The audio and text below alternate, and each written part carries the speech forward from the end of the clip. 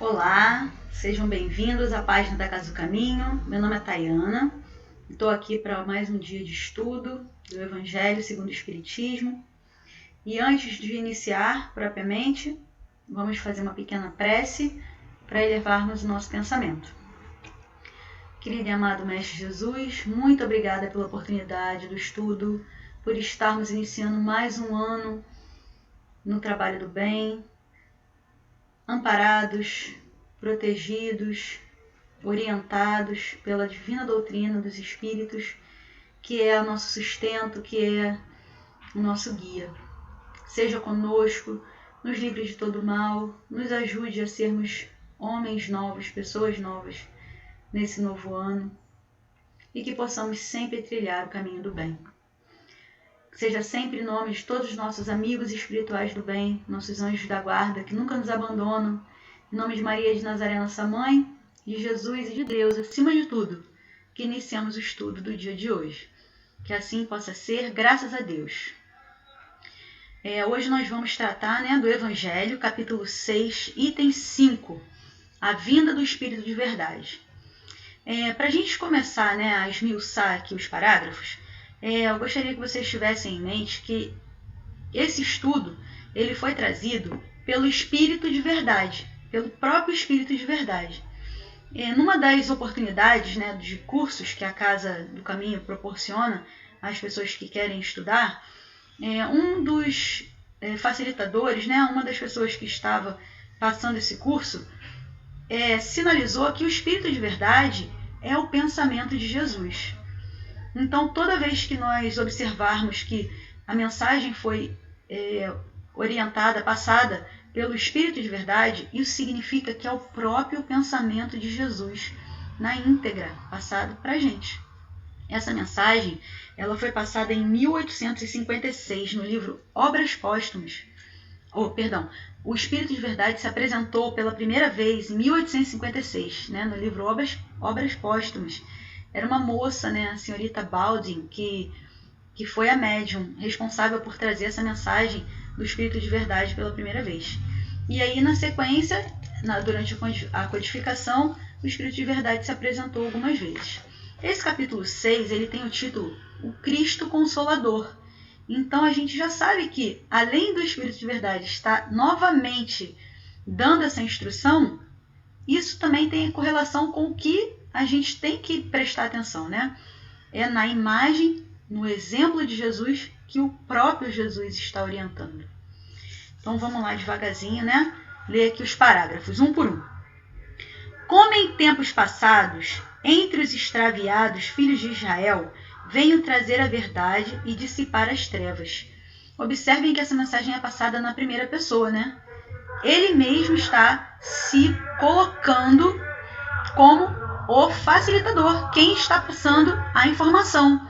Não é de uma forma vaga, não é uma mensagem uniforme de um grupo de espíritos que passa um dado. É ele dizendo que ele orienta dessa maneira.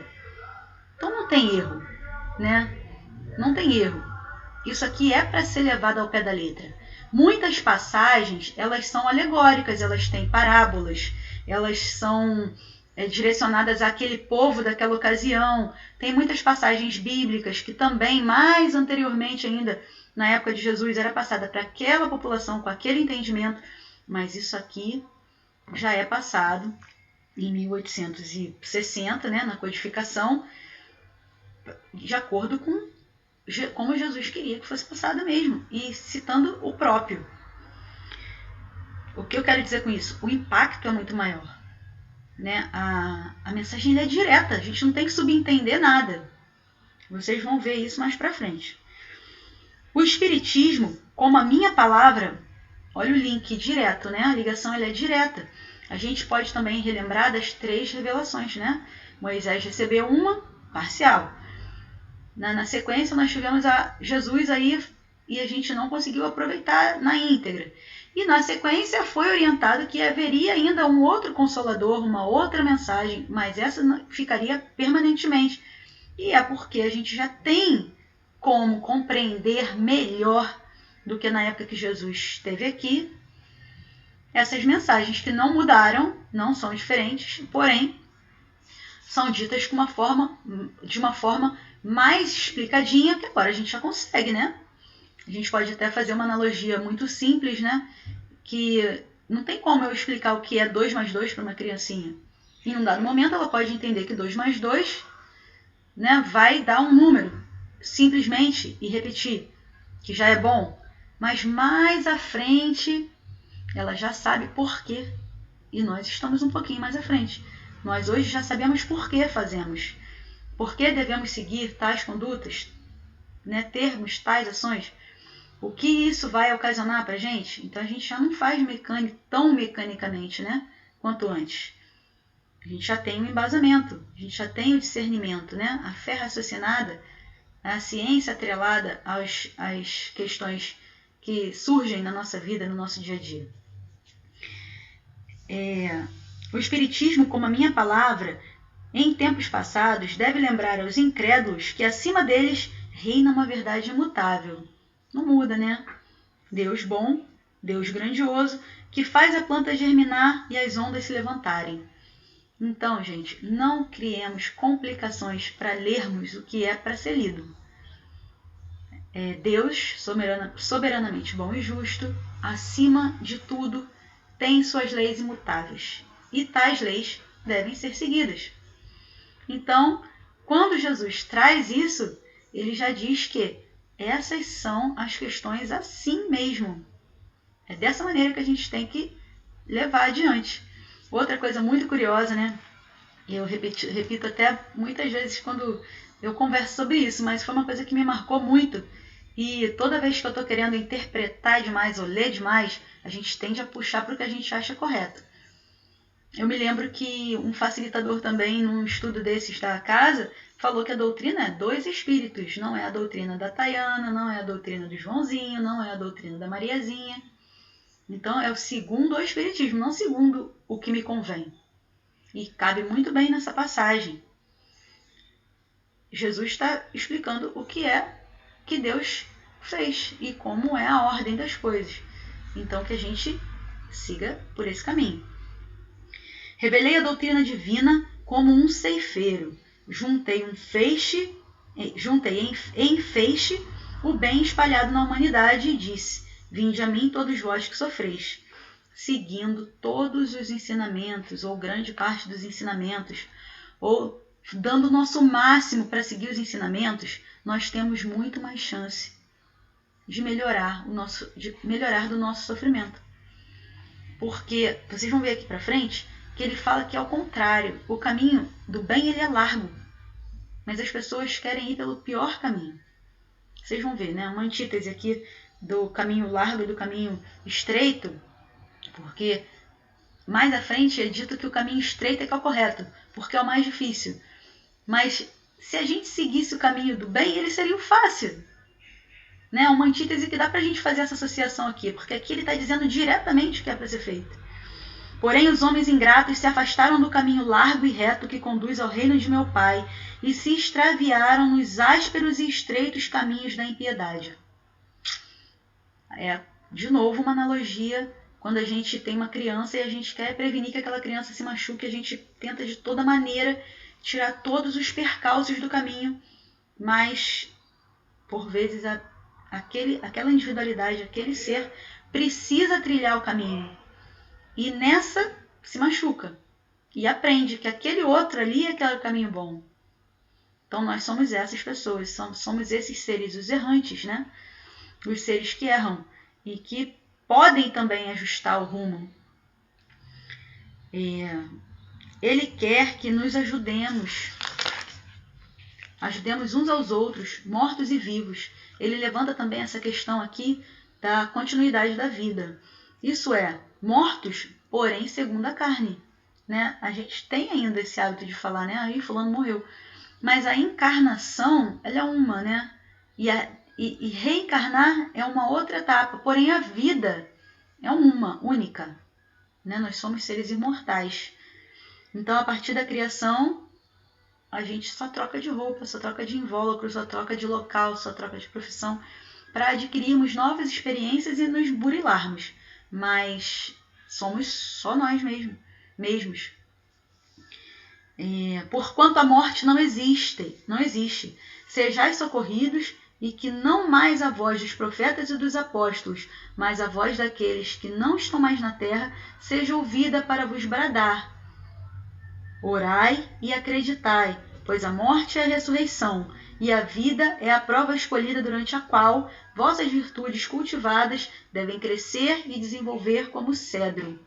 Essa questão, né, de desencarnar, de perder tudo, de acabar tudo, isso é muito ainda atual.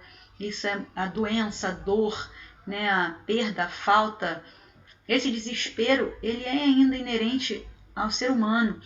Por mais estudioso que seja, né, tem até uma passagem muito curiosa, cômica, relatada no livro e relatada em filme, que Chico, numa turbulência de avião, se desesperou. É nosso, né? É nosso.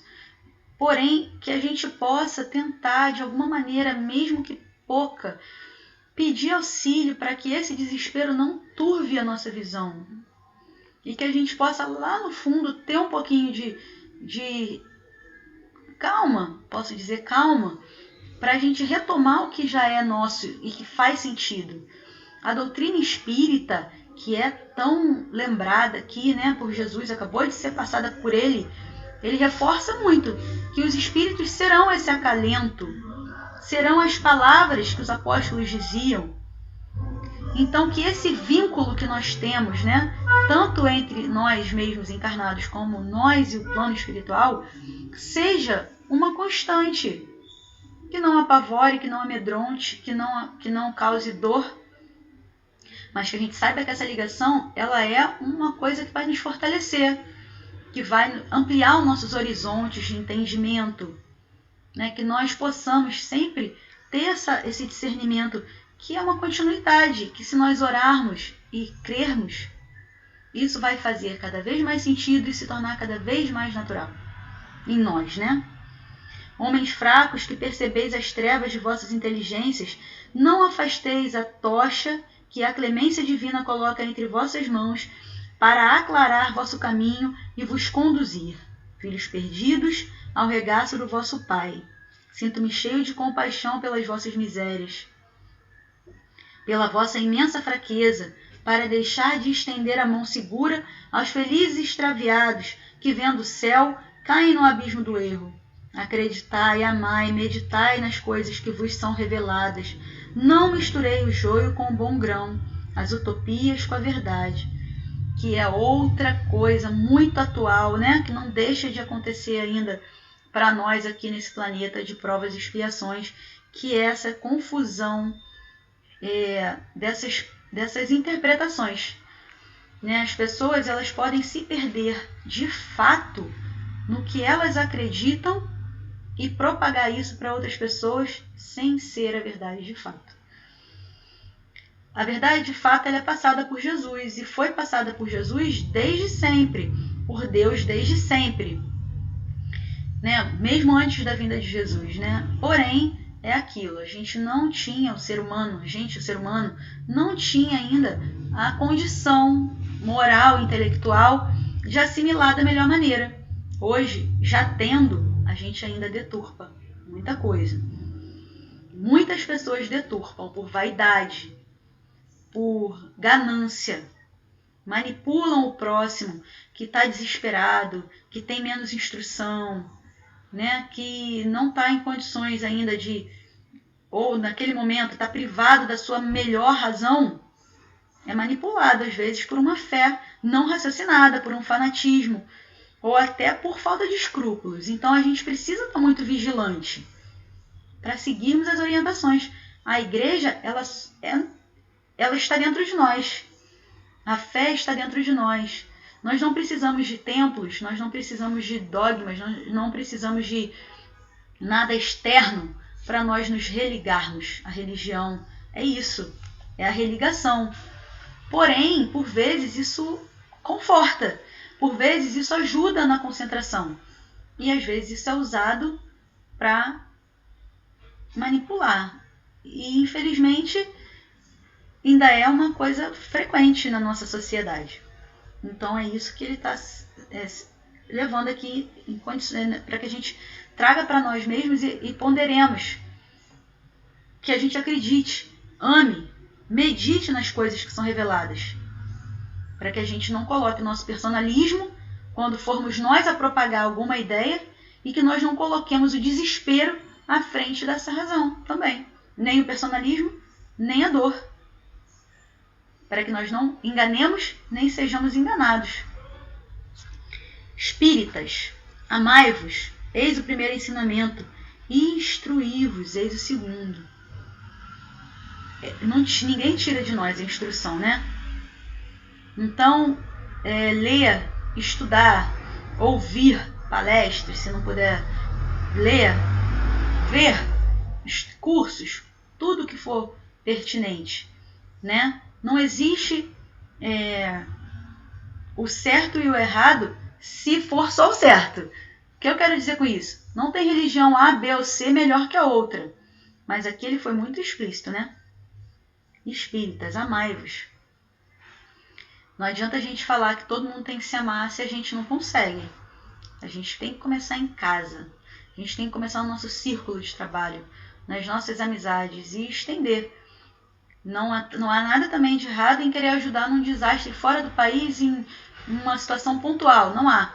Mas a gente precisa praticar isso diariamente. Né? A gente tem que se amar e tem que se instruir, porque cada vez que a gente está passando por uma situação, essa situação ela é nova. Por mais conhecimento que a gente já tenha de alguma coisa, a situação ela é nova. E quando ela se apresenta novamente, a gente tem uma outra oportunidade de praticar melhor aquele ensinamento que já está na gente. Então, isso é muito importante. Essa instrução que o cristianismo espírita nos dá, ela é um pilar. Ela não é secundária, né? Ele dá aqui como segunda coisa o amor, né? Que é o sentimento, que é maior que tudo, que independe de instrução. Mas tendo a instrução, ela fortalece, ela ajuda a gente a não cair em ciladas por aí, né? Quando a prova chegar. Então, para terminar aqui, ele diz: irmãos, nada morre. Jesus Cristo é o vencedor do mal. Sede os vencedores da impiedade. Isso é muito bonito. A gente está precisando muito disso. A gente está tendo acesso a muitas informações, acesso às facilidades de locomoção, de bens, serviços, tudo isso. Mas se a gente se perder como pessoas, como seres humanos, como devedores dessa assistência ao nosso próximo, a gente vai perder a parte moral. A gente vai conquistar intelectualmente, materialmente e não vai ter essa parte moral. E as duas partes precisam andar juntas para a gente progredir, né? Então é essa reflexão que eu trago para vocês hoje sobre o capítulo 6, item 5. Que todos estejam bem protegidos, que a gente possa se reunir na nossa casa e que a gente tenha sempre esse compromisso do estudo, né? Tão importante para todo o crescimento, né? Individual e coletivo. Fazer uma pequena prece para encerrarmos aqui o nosso estudo. Querido e amado Mestre Jesus, muito obrigada pelo ensinamento, muito obrigada pela orientação, muito obrigada pelo apoio do plano espiritual, que nunca nos desampara, seja com a nossa casa, com a direção da nossa casa, com todos os trabalhadores e assistidos da nossa casa e todas as iniciativas do bem que estão espalhadas pelo nosso planeta. Nos ajude no trabalho, nos ajude na perseverança, nos ajude na fé e na boa vontade. Seja conosco, Senhor, nos protegendo hoje e sempre. Que assim possa ser, graças a Deus. Obrigada, até a próxima.